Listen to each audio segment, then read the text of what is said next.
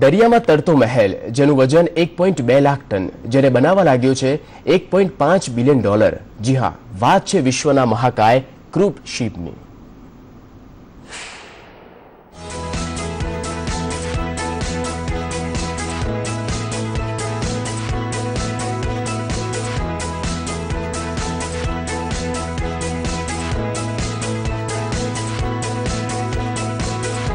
મધદરિયે મહેલ.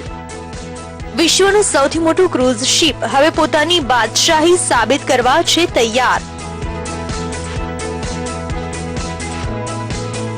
16 માળ અને 1.2 લાખ ટન વજન ધરાવતું આ જહાજ કોઈ મહેલથી કમ નથી. આ જહાજમાં એક સાથે 8,500 થી વધુ લોકો સવાર થઈ શકે છે. નવાઈની વાત તો એ છે કે જહાજની લંબાઈ 362 મીટર છે, જે એફેલ ટાવરની લંબાઈથી 50 મીટર વધુ છે. આ તોતિંગ જહાજને બનાવવાનો ખર્ચ $1.5 બિલિયન થયો છે. આ શિપની ખાસિયતની વાત કરીએ તો ship US based Royal Caribbean cruises limited માટે બનાવાયો છે. જોવામાં એક શહેર જેવું લાગતું આ જહાજ 16 માળનું છે. તેમાં તમામ લક્ઝુરિયસ ફેસિલિટીઝ ઉપલબ્ધ છે. એક સાથે 8,500 લોકોને લઈને ચાલી શકે છે.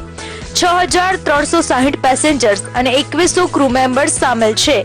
જહાજ 22 નોટ એટલે કે 40 કિલોમીટર પ્રતિ કલાકની સ્પીડથી દરિયામાં તરી શકે છે. ક્રૂઝનો ખર્ચ $1.5 બિલિયન છે.